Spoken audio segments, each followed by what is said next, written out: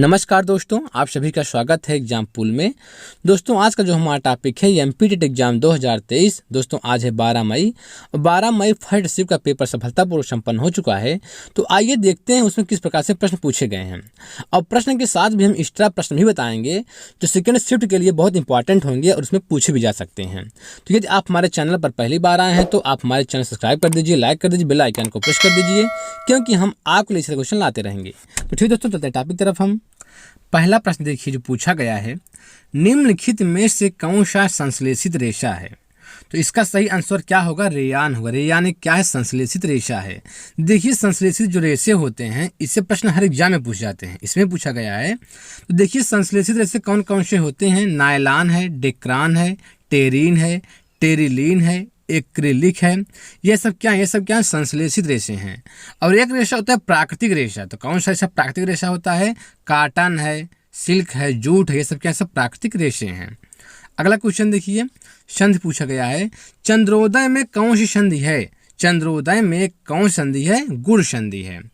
अगला क्वेश्चन देखिए, एक कोशिकीय प्राणियों को वर्गीकृत किया जाता है। तो एक कोशिकीय जो प्राणी होते हैं उनको वर्गीकृत किया जाता है, किसमें वर्गीकृत किया जाता है? प्रोटोजोआ के रूप में वर्गीकृत किया जाता है। तो एक कोशिकीय जीव कौन कौन से होते हैं आइए देख लेते हैं। एक कोशिकीय जीव अमीबा होता है, पैरामीशियम होता है, यूग्लिना होता है, शैवाल होता है। ये सब क्या है? ये सब एक कोशिकीय जीव हैं। अगला क्वेश्चन देखिए, क्यूसेक किसका मात्रक है? क्यूसेक जो है किसका मात्रक है? क्यूसेक जो है जल का बहाव का मात्रक। जल का बहाव का मात्रक क्या होता है? क्यूसेक होता है। और देखिए कुछ हम मात्रक देख लेते हैं, हो सकता है सेकंड शिफ्ट में पूछे जा सके। कार्य और ऊर्जा का मात्रक। कार्य और ऊर्जा का क्या होता है? जूल होता है। बल का मात्रक क्या होता है? न्यूटन होता है। ये सारी पद्धति में बल का मात्रक न्यूटन होता है और सीजीएस पद्धति में बल का मात्रक क्या होता है? डाइन होता है। विद्युत धारा का मात्रक क्या होता है? एम्पियर होता है। और देखिए विभवांतर का मात्रक क्या होता है? वोल्ट होता है। आवृत्ति का मात्रक हर्ट्ज होता है। ओजोन परत की मोटाई, जो ओजोन परत की मोटाई होती है उससे किससे मापते हैं? डाप्सन से। ओजोन परत की मोटाई किससे मापी जाती है? डाप्सन इकाई से मापी जाती है। और शक्ति का मात्रक क्या होता है? वाट होता है। ऊष्मा का मात्रक क्या होता है? कैलोरी होता है।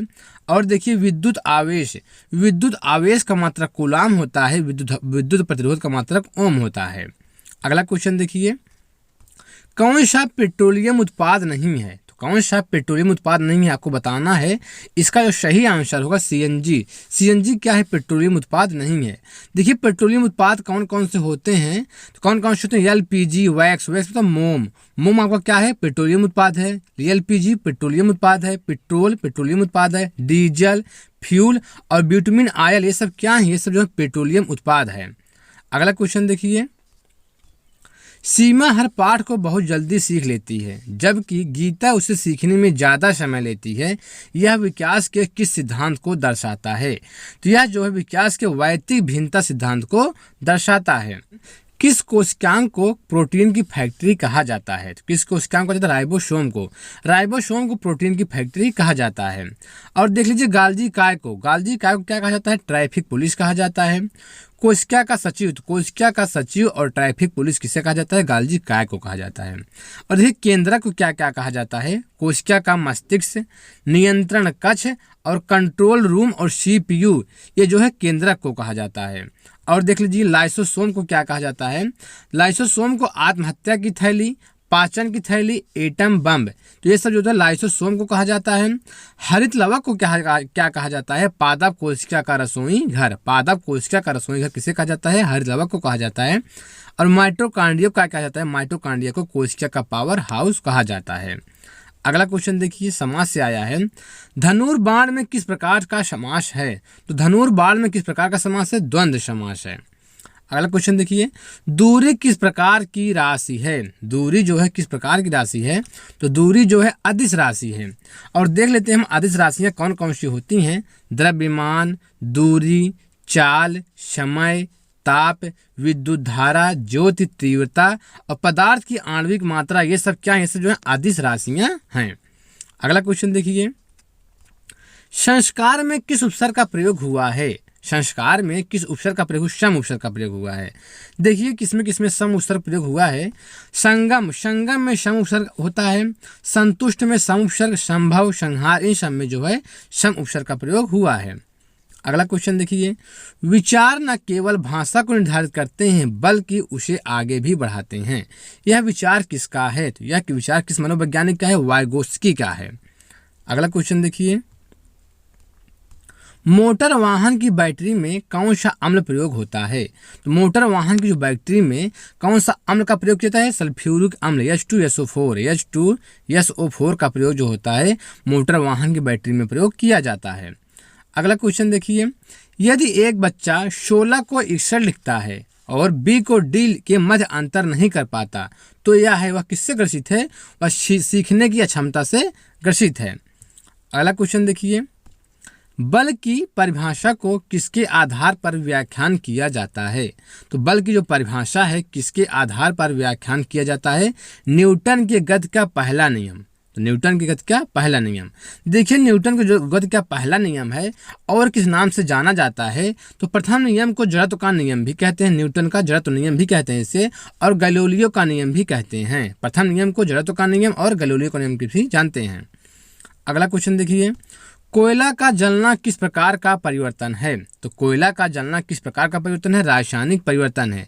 देखिए इसमें से इस टॉपिक से जो रासायनिक परिवर्तन होते हैं, भौतिक परिवर्तन होते हैं, इससे जो है एक क्वेश्चन आता है एग्जाम, इसमें पूछा गया है। तो कोयला का जलना किस प्रकार का परिवर्तन है? रासायनिक परिवर्तन है। कागज का जलना, देखिए यहाँ पे ध्यान समझिए, कागज का जलना, तो कागज का जलना रासायनिक परिवर्तन है, लेकिन कागज का फटना क्या है? भौतिक परिवर्तन है। बल्ब का टूटना जो है रासायनिक परिवर्तन है, लेकिन बल्ब का जलना क्या है? भौतिक परिवर्तन है। मोमबत्ती का जलना जो है रासायनिक परिवर्तन है, लेकिन मोमबत्ती का पिघलना क्या है? भौतिक परिवर्तन है। और देखिए यहाँ पे दूध का दही में परिवर्तन रासायनिक परिवर्तन है। सेब का काटना जो है रासायनिक परिवर्तन है, और लोहे पर जंग लगना ये भी क्या है? ये भी रासायनिक परिवर्तन है। अगला क्वेश्चन देखिए, राजा भोज किस वंश के थे? तो परमार वंश के थे। अगला क्वेश्चन देखिए, निम्नलिखित में से कौन सा आनुवांशिक रोग है? तो आपको बताना है कौन सा आनुवांशिक रोग है। वर्णांता, haemophilia, Patau syndrome, Down syndrome, Turner syndrome, ये सब क्या है? ये सब जो है आनुवांशिक रोग हैं। अगला क्वेश्चन देखिए, बीमारी फैलाने वाले एजेंट को क्या कहते हैं? तो बीमारी फैलाने वाले एजेंट को क्या कहते हैं? पैथोजन कहते हैं। अगला क्वेश्चन देखिए, वन किस प्रकार की ऊर्जा का स्रोत है? वन जो है किस प्रकार की ऊर्जा का स्रोत है? वन जो है नवीकरणीय ऊर्जा के स्रोत है। इस टॉपिक से भी हर एग्जाम में ये प्रश्न आता है। तो वन किस प्रकार की ऊर्जा का स्रोत है? नवीकरणीय ऊर्जा का स्रोत है। देखिए नवीकरणीय ऊर्जा के स्रोत कौन कौन से होते हैं? सूर्य क्या है? नवीकरणीय ऊर्जा का स्रोत है। पृथ्वी, जल, पवन, बायोगैस, ये सब नवीकरणीय ऊर्जा के स्रोत हैं। और देखिए अनवीकरणीय ऊर्जा के स्रोत कौन कौन से होते हैं? पेट्रोल है, कोयला है, रसोई गैस है, केरोसिन है, ये सब जो है अनवीकरणीय ऊर्जा के स्रोत हैं। अगला क्वेश्चन देखिए, मध्य प्रदेश में सबसे अधिक गेहूं की फसल वाला क्षेत्र कौन सा है? तो कौन सा है? सागर है। अगला क्वेश्चन देखिए, हवा में ध्वनि तरंगे होती हैं। तो हवा में ध्वनि तरंगे कैसे होती हैं? अनुदैर्ध्य होती हैं। देखिए जो अनुदैर्ध्य तरंगे होती हैं, अनुदैर्ध्य तरंगे सभी माध्यम में उत्पन्न की जा सकती हैं। यह तरंगे संपीड़न और विरलन के रूप में संचारित होती हैं। वायु में जो उत्पन्न तरंगे होती हैं, भूकंपीय तरंगे जो होती हैं, स्प्रिंग में उत्पन्न तरंगे आदि सभी तरंगे कैसी होती हैं? अनुदैर्ध्य तरंगे होती हैं। अगला क्वेश्चन देखिए, यूट्रिकुलेरिया किस प्रकार का पौधा है? तो यूट्रिकुलेरिया किस प्रकार का पौधा है? कीड़भक्षी पौधा है। तो यूट्रिकुलेरिया जो होता है कीड़भक्षी पौधा होता है। और देखिए कीड़भक्षी पौधे कौन कौन से होते हैं? डायोनिया, ड्रोसेरा भी क्या है? कीड़भक्षी पौधा है। डायोनिया कीड़भक्षी पौधा है। कीड़भक्षी जो पौधे होते हैं अपने नाइट्रोजन की पूर्ति हेतु कीटों का भक्षण करते हैं। ठीक है, कीटों का भक्षण करते हैं। तो कीड़भक्षी जो पौधे होते हैं नाइट्रोजन की पूर्ति के लिए कीटों का भक्षण करते हैं। अगला क्वेश्चन देखिए, पराश्रव तरंग की आवृत्ति होती है। तो पराश्रव जो तरंग होती है उसकी जो आवृत्ति होती है 20,000 हर्ट्ज से अधिक होती है। देखिए 3 प्रकार की तरंग होती हैं, पराश्रव तरंग, श्रव्य तरंग और अवश्रव तरंग। तो देखिए जो श्रव्य तरंगें होती हैं 20 से 20,000 हर्ट्ज तक होती हैं। मनुष्य का परास मतलब यही जो तरंग होती है यही मनुष्य को सुनाई देता है। और एक होती है अवश्रव तरंगें, ये 20 हर्ट्ज से कम होती हैं। अगला क्वेश्चन देखिए, कौन सा विटामिन हार्मोन की तरह कार्य करता है? तो कौन सा विटामिन है जो हार्मोन की तरह कार्य करता है? Vitamin D. विटामिन डी जो है हार्मोन की तरह कार्य करता है। विटामिन डी का रासायनिक नाम क्या है? विटामिन डी का जो रासायनिक नाम है कैल्सीफेरॉल है। इसके कमी से कौन सा रोग होता है? तो इसकी कमी से जो बच्चों में रोग होता है रिकेट्स रोग होता है, विटामिन डी की कमी से। अगला क्वेश्चन देखिए, गर्दन में कितनी हड्डी पाई जाती है? तो गर्दन में जो है 7 हड्डी पाई जाती है। चेहरा में 14 हड्डी पाई जाती है। अगला क्वेश्चन देखिए जो केमिस्ट्री से पूछा गया है, निम्न में कौन हाइड्रोजन समूह का तत्व है? निम्न में कौन हाइड्रोजन समूह का तत्व है? तो क्लोरीन है, ब्रोमीन है, आयोडीन है, फ्लोरीन है, एप्टिनिन है। ये सब क्या है? ये सब जो है हाइड्रोजन समूह के तत्व हैं। स्टील को जंग रोधी बनाने के लिए उसमें कौन सी धातु मिलाई जाती है? तो कौन सी धातु मिलाई जाती है? क्रोमियम धातु मिलाई जाती है। अगला क्वेश्चन देखिए, प्लेटलेट्स में क्या नहीं पाया जाता है? प्लेटलेट्स में क्या नहीं पाया जाता? केंद्रक नहीं पाया जाता है। देखिए प्लेटलेट्स को और किस नाम से जानते हैं? इसे थ्रोम्बोसाइट के नाम से भी जानते हैं। दोस्तों वीडियो को लाइक कर दीजिए, सब्सक्राइब कर दीजिए। और देखिए जो अगला प्रश्न पूछा गया है, जंतुओं का सबसे बड़ा समूह कौन सा है? तो जंतुओं का जो सबसे बड़ा समूह होता है आर्थ्रोपोडा संघ होता है। तो आर्थ्रोपोडा संघ में कौन कौन से कीट आते हैं? तिलचट्टा आता है, केकड़ा आता है, तितली आती है। ये सब जो है आर्थ्रोपोडा संघ में आते हैं। अगला क्वेश्चन देखिए, कंधा में कौन सी संधि पाई जाती है? तो कंधा में कौन सी संधि पाई जाती है? बाल सॉकेट संधि पाई जाती है। देखिए जो घुटना कुहनी होता है, घुटना और कुहनी में हिंज संधि पाई जाती है। अंगूठा में सैडल संधि पाई जाती है। और देखिए जो कलाई होती है इलिस पाई जाती है।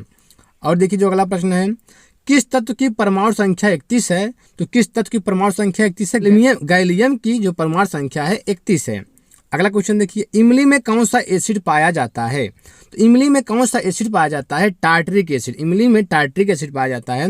दही में लैक्टिक एसिड पाया जाता है। चींटी, बिच्छू, मधुमक्खी की जो डंक होती है उसमें फार्मिक एसिड पाया जाता है।